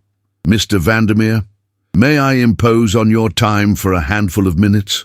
"Minutes are at the mercy of their use," she replied. "Come in." He stepped just inside the room and removed his hat, as if he had entered a chapel not dedicated by any church. He wore no ornament. The only gold on him was the light that had caught on his hair, where grey threaded its way with no apology. In one hand he held a small velvet box. He did not open it at once. He set it on the table beside the compass and rested his palm flat upon it, as if to steady the world under his fingers. "I have prepared speeches all my life," he began, voice unadorned. "I have learned to win by arranging words like soldiers. None of that belongs here, so I will be simple." She said nothing. When silence is honored, it becomes a floor, not a cliff. "I ask you to accept a promise," he said. "Not a performance, not an alliance, not a negotiation disguised as a vow. A promise that I will keep my distance until invited, that I will remain honest when honesty costs, that I will make amends, not by spectacle but by habit. If there is any ring to mark such a thing, I own only this one." He lifted the lid. Inside lay the plain band she had seen and refused to name, the gold thinned along one edge by many years of hands. He did not take it up. He did not reach for her. "I do not ask you to become my wife today," he said. "I ask you to allow me to be a man you could one day accept without betraying yourself." Eleanor's breath moved and she felt it. She looked from the ring to his face, searching for the old armor, the old glitter. It was not there. Only intent remained, steady enough to be almost gentle. "If I accept," she said, and the careful word stood between them like a sentinel, "acceptance will not be consent to forget the past." "I would not dare to ask you to forget," he answered, "only to continue." "Then I will accept a promise," she said, the decision landing with the hushed weight of something made of iron and mercy. "I will wear it on my right hand, where it means what it says and no more. Time is not an enemy if we let it work." He looked as men look when they have been granted the water they asked for and discover it is cold and therefore real. He lifted the ring and waited. She extended her right hand. The metal met the base of her finger and paused. He hesitated, and she completed the motion herself, turning the band with a soft, decisive twist. The gesture had no theatre, and so it had dignity. "Thank you," he said. The words were small and accurate. He did not move closer. He did not ask to take her hand again in gratitude's disguise. He looked instead at the compass, and with a crooked half-smile that almost became mirth, added, "North appears unchanged. Stubbornness is sometimes a virtue," she replied. He drew breath, as if to continue, then altered course. From the pocket inside his coat he produced a narrow, time-darkened book bound in leather. He set it on the table without touching the ring or the compass. The book looked like a secret that had worn itself thin, telling the truth in private. "This is my journal," he said. "I began writing in it when building railways was louder than building a soul. It has been my method of admitting what I could not afford to say aloud. I'm done with it." Eleanor regarded the notebook. The instinct to protect and the instinct to refuse crossed in her like two tides arguing. "You need not show me your weaknesses to earn my respect," she said. "I am not showing them," he answered. "I am choosing not to hide them from myself. I will not keep catalogues of the thoughts I am unwilling to speak. If there is to be any record of me that is not written by newspapers or ledgers, let it be written in how I act before you and the child." "What would you have me do with it?" she asked. "Whatever you judge kind," he said. "Lock it away, burn it, leave it to dust. I relinquish it. I will speak to you instead." She placed her palm lightly over the leather, not claiming it, only acknowledging the renunciation. "Very well," she said. "We will begin by saying nothing more for now." He bowed his head, grateful not to be indulged. Violet's footsteps rang down the corridor, small and fleet, and the moment placed itself where it belonged, inside a household that had chosen life over performance. Autumn continued its honest work. Days shortened. Violet ate with appetite, as if hunger were a language she could speak again. Lessons turned from sums into sentences, from sentences into paragraphs, from paragraphs into letters, to Mrs. Davies praising custards with the gravity of a food critic. On Sundays, Alexander walked with Violet along the cliff path, not in the line of the fashionable promenade, but under it, where wind braided hair and made laughter travel farther.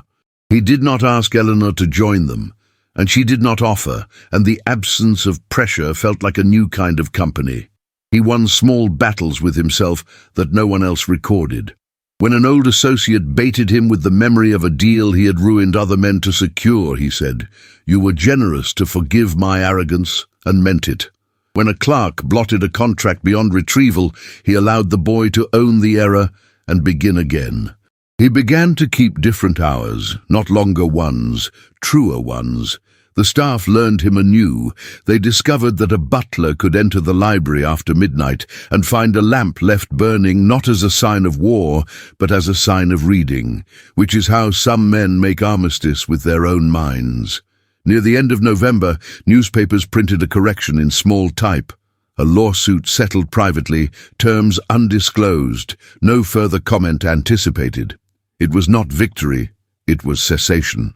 The house breathed in relief it pretended belonged to weather. Winter touched the coast with a clear hand. Beaulieu narrowed into itself with dignity. Eleanor dressed Violet in wool and told her that cold, like sorrow, is survivable with good habits and warm tea. On the first morning, a skin of ice formed on the fountain.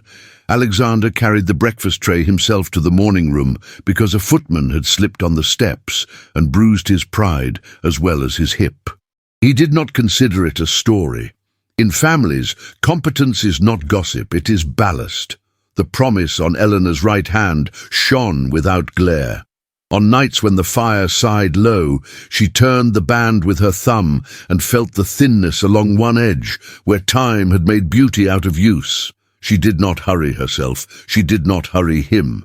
She discovered to her surprise that patience could be its own intoxication when shared. Spring arrived the way forgiveness does, first in scent, then in colour, and lastly in a sudden certainty that the ground has decided to be kind. Newport shook out its linens. The roses woke. Beaulieu came back to bloom without boasting. On a morning washed in new green, Alexander sent no note, asked no permission. He merely stood at the edge of the schoolroom and said, "If the weather allows, may we conduct our geography lesson in the garden?" Violet, who had drawn a map of the rail lines with a ruler's stern elegance, leaped as only children and salmon leap. "Yes," she declared, and held up the compass like a trophy. "We will teach the roses the difference between north and stubborn." "The roses are already experts," Eleanor said, smiling despite her caution. "Bring your hat." They went out into a world so perfectly arranged by late April that it looked unarranged. The grass had remembered how to be tender. The trellises wore their first blush of colour, as if embarrassed by attention. A table had been set under the elm with 3 chairs and a carafe of water beading sweat like modest jewellery.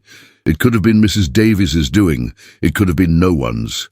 After a brief lesson on prevailing winds that left Violet convinced she could launch a paper boat to Portugal, the child excused herself with the gravity of a person on a mission and ran toward the kitchen to request cookies, as if petitioning Parliament. When her footsteps disappeared behind the hedge and the bees grew loud enough to be called a hush, Alexander turned to Eleanor. He did not reach for the velvet box. That moment had been done once, and would not be repeated in costume. "I said in autumn that I would ask a different question in another season," he said. "This is that season." He did not kneel. He did not borrow the language of ballrooms. He merely stood with the early sun working its way through the leaves and placed, on the table between them, the ring she wore on her right hand and the ring's twin, which had slept all winter in the opened box. The old gold looked warmer outdoors, as if it had come from earth rather than from vaults. "I want a life that is not a correction, not a penance, not a monument," he said. "I want a life that includes you, because two honest people are less likely to lie to themselves than one. I will fail sometimes, and I will admit it. I will measure my strength by how safe the two of you feel, not by how afraid other men are. Will you marry me?" Eleanor's lungs filled and emptied. She had thought all winter about what word could carry both the past and the wish to continue. The word arrived without flourish. "Yes," she said. He closed his eyes once, the way a man closes a ledger when the sum has come right not by luck, but by labor. When he opened them, they were very blue and very unguarded. He took her left hand. The ring slid home, as if the finger had been waiting since girlhood. The sensation was not dazzlement, it was relief that refused to call itself triumph. A sound burst behind the hedge, part laugh, part sob, and Violet appeared, hat askew, hands empty because she had abandoned the mission for cookies when she overheard the grown world at its best. "Did we win?" she demanded, breathless. "We did," Eleanor said, and the pronouns settled on the table like a bouquet. Alexander crouched so that his eyes and Violet's were level. "Shall we put it to a vote?" he asked. "All in favor of making our house an honest one, say aye." "Aye," Violet said with a solemnity that did not cancel joy. "Aye," Eleanor said, surprised to find her throat thick. "Aye," Alexander said, and stood, and in that standing the shape of the household altered, as rooms alter when someone opens a long stuck door. Later that morning, Mrs. Davies delivered a note on a tray, as if it were a particularly delicate pastry. The envelope was addressed in a neat hand unfamiliar to the staff. Eleanor opened it and read in silence. The message was brief. "I do not presume to advise happiness, only to wish it. On the night of the announcement I was not brave. You were. I thought you should hear one voice say so." Clara P. Eleanor folded the paper and tucked it among the maps in the schoolroom, where acknowledgments that required no audience were kept. They walked the garden that afternoon, the three of them, not as a procession, but as a family rearranging a house by deciding where light belonged. Violet darted ahead and returned, a small pendulum measuring their pace. Alexander kept to the gravel, leaving the roses untroubled. Eleanor brushed the leaves with her fingertips as if reading a braille the season had written for her alone. Beaulieu did not change its face. It remained limestone and glass, arcades and staircases, a structure built to impress strangers. It changed its use. Windows opened not for display, but for air. The library's door learned to stay ajar. The morning room learned to endure laughter that began before coffee and ended long after lessons.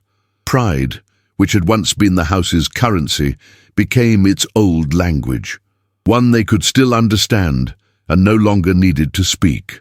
Near evening, they paused at the edge of the lawn, where the path fell away to rock and water. The ocean raised its patient rhythm and kept it. Violet slipped her hand into Eleanor's, and then, without looking, into Alexander's, binding them with the silk ribbon of a child's certainty. He did not flinch. Eleanor did not startle.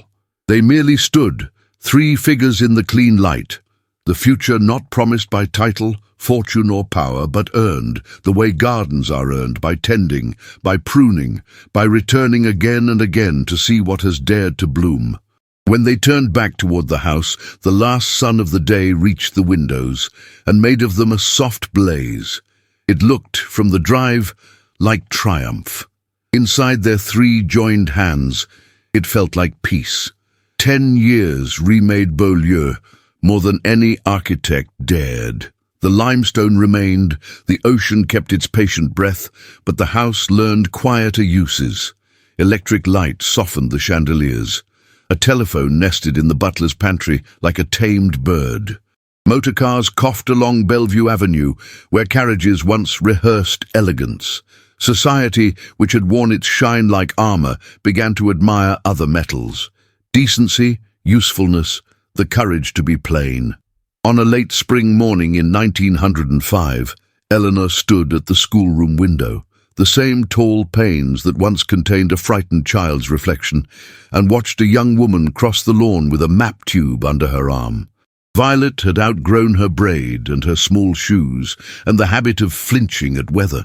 She moved with a measured quickness that suggested cliffs conquered and numbers befriended. At her throat was a little compass on a ribbon, brass worn down by faithful touch. Eleanor went to meet her. They did not embrace in the middle of the grass. They rarely did now. Instead, their hands found each other in passing, a clasp that lasted the length of a breath and said everything in a language no school teaches. "You are late," Eleanor observed, smiling. "I was at the reading room," Violet said, a trace of wind in her voice. "The mill girls finished the first ledger on their own. You should have seen them tally the week's pennies with the concentration of saints." "Saints miscount," Eleanor replied. "So do reformers. So do men who built railroads." Violet's laughter was deeper now, less astonished at its own existence. "I know. Uncle says the only reliable number is the one that survives a second look." They walked back toward the house together. The roses were in first bloom, modest and brave.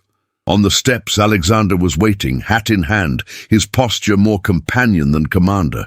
10 years had not erased his height or the blue of his eyes, but they had softened his edges into something more durable than polish. He had lost weight he did not need, and a handful of friends he did. He missed neither. He greeted Violet with a bow that belonged to no ballroom and to every tender habit he had acquired. "You have ink on your fingers," he said. "Evidence of life," she answered, showing her palms like a girl and a scholar at once. "Mrs. Davies threatens to weigh the spoons again if I keep borrowing the teapot for the reading room." "Let her weigh them," he said. "Let us be found short in silver and heavy in tea." When Violet had gone inside with her maps, Eleanor and Alexander crossed the grass without touching, as they often did in the sight of others. And then, when the hedge swallowed the view from the windows, reached for each other's hands with the relief of people who have learned not to apologize for tenderness. His thumb found the thin place along her wedding band, the old gold, warmed by years, worn into comfort where time had pressed. She turned his ring in answer, the gesture small and extravagant. "Garrett wired from New York," he said. "The last of the cases is settled. No admission of wrongdoing. Plenty of remorse in the letter I did not write." "And the price?" she asked. "High enough to make sense," he replied without pride and without complaint. "We will sell the New Haven townhouse. The hospital will get its wing.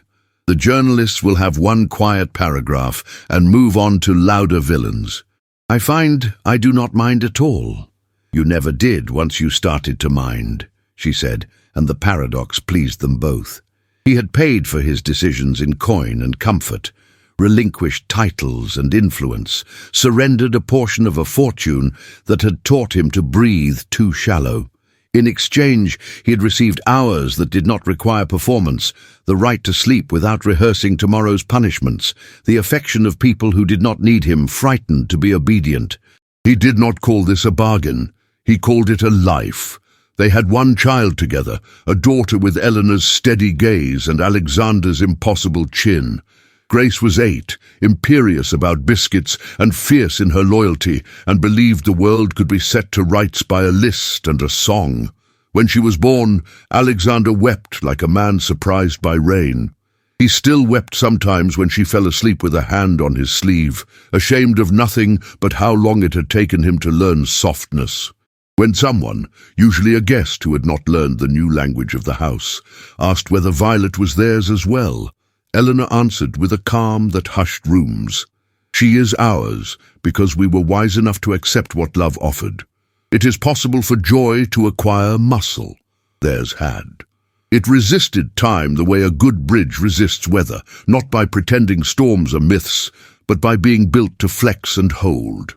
On mornings when business summoned Alexander to the city, he left notes tucked between the pages of Dante, lines underlined, the ribbon moved by her fingers to mark a second reading. On evenings when weariness sharpened Eleanor's doubts, she found him in the library with the journal he had surrendered so long ago, returned to its shelf as an empty relic. He did not write there anymore. He spoke to her instead, and the speaking did not make him small. It made him exact. Not everyone thrived. Jacqueline Pemberton married abroad, as was rumoured she would, and discovered that there are titled men who cannot be improved by sunlight. She returned to Newport 3 summers in 10, sharing verandas with other women whose diamonds had outlived their illusions. She passed Beaulieu once in a motor car, veil pinned against the wind, and did not look up. Later, at a garden party where names drifted like pollen, Clara, who had married a quiet lawyer with a soul as square as his jaw, told Eleanor that her sister was not unkind, only lost in a map that insisted north was whichever way admiration came from. Pity is a dangerous luxury, Eleanor knew. She preferred prayer, and sometimes offered both in silence. Mrs. Davies, older and drier, ruled the house with a softer hand. She measured sugar by memory now, and insisted that the library door remain ajar at least a hand's breadth when the house was awake. She had opinions about motor cars and suffrage. She favoured the first when it spared horses, and the second when it did not frighten ladies into borrowing courage from men. When Violet organised a small march to the reading room in town, just a dozen girls with ribbons and a borrowed banner, Mrs. Davies stood in the doorway and saluted as if they were troops crossing a border. On this spring day, when the light made lace of leaves, Violet lingered at the hedgerow and watched Eleanor and Alexander together. She had been a child when love first chose them, and then chose her. She had learned that love worth keeping does not ask you to shrink to fit it. She would not marry a man who needed her smallness. She was not in a hurry. She had work to do, and maps to redraw for girls who had been told there was only one road out of hunger. "Come," Eleanor called, sensing a presence the way one senses rain before it speaks. "We are late for the day." "Always," Violet answered, smiling, and joined them. They walked the garden's perimeter, as if tracing a boundary they had decided would include them all. Grace ran ahead with a net, convinced she could catch light itself. Alexander let her, the way fathers do when they have learned that safety is not the same as control. Eleanor brushed the roses with her fingertips and remembered a younger woman who had measured hope in breaths and books, and had come to a house to do a job, and had found instead a family she did not think she had the right to want. At the cliff's edge, the sea spoke in its older language. The 3 of them, 4 when Grace doubled back and filled the space at Eleanor's side, stood for a time without reaching for words. 10 years had taught them economy, not frugal with feeling, only careful about waste. The wind lifted Eleanor's hair and found the thin place in the gold on her hand. The ring warmed. Alexander's shoulder brushed hers. Violet slipped her hand into Eleanor's, with the easy entitlement of a daughter grown and still grateful. "What have we learned?" Alexander asked, "not as an examination, only as a ritual." "That love is an apprenticeship," Eleanor said, "and the wages are paid in ordinary days. That promises are kept in habits," Violet added. "And that north is where we decide to be brave," Grace declared, producing the compass as if she had summoned it. "Then we are rich," Alexander said, and none of them laughed at the old word made new. They turned back toward the house. From a distance, it still looked like pride. Up close, it had chosen humbler virtues, open windows, a library that welcomed voices, a morning room where tea cooled faster than conversation. The world beyond the hedges was changing. Trusts humbled, newspapers louder, women noisier in the streets for the right to be counted. Some doors were closing in the city, others opened because a man who had once preferred locks to latches had decided to live with air in the house. At the threshold, Eleanor paused and looked back. Memory arranged itself without scolding. The station platform, the ring in a velvet box, the journal given up, the night of unskilled lullabies, the morning of promises. She felt nostalgia come and did not wave it away. She let it sit beside gratitude and did not ask either to explain itself. The bell for luncheon sounded. Mrs. Davies would scold softly if they were late and scold softer still if they were not. They stepped inside one after another, and the door, taught at last to choose welcome over ceremony, remained open the width of a hand. Outside, the ocean kept breathing, and inside, so did they. If this story leaves anything behind, let it be the certainty that love is not a lightning strike. It's a practice. It is learned the way bridges are built, by patient measures, honest wait, and the will to hold when the weather turns. Eleanor and Alexander don't arrive at joy by accident. They choose it repeatedly, by trading spectacle for sincerity, pride for repair, and easy victories for the harder work of showing up. From them we can steal a few durable lessons. Love is an apprenticeship. It grows in ordinary days, at breakfast tables, in quiet hallways, under roofs that creak in storms. Promises are not speeches, they're habits. If you want trust, lay it brick by brick. Tell the truth when it costs you. Keep distance when asked. Return when it matters. Power is safest in service. Titles, fortunes, and dazzling rooms are loud, but decency endures longer. The real test of strength is how safe people feel near you, children most of all. And when you break something, repair it without fanfare. Subtraction can be braver than display. Time is not the enemy if you let it work. Healing is slow, forgiveness is slower. Give change room to breathe. The heart will often follow what is consistently kind. And finally, dignity is not distance. You can be strong and tender, exact and merciful. You can carry the past without letting it drive. You can set down the ring of old mistakes and choose a better north, then choose it again tomorrow. I'd love to hear what stayed with you. Which scene or line felt true? Whose growth moved you most? Eleanor's quiet resolve, Alexander's stubborn unlearning, Violet's brave hunger for life. Share your reflections in the comments. And if you made it to the end, write the word compass, so I'll know you traveled the whole road with us and to help others find this story. If this journey spoke to you, pass it along to someone who needs a reminder that hearts can be rebuilt and homes can learn to breathe. Thank you for reading. Now tell me what you saw, what you felt, and where your compass points next.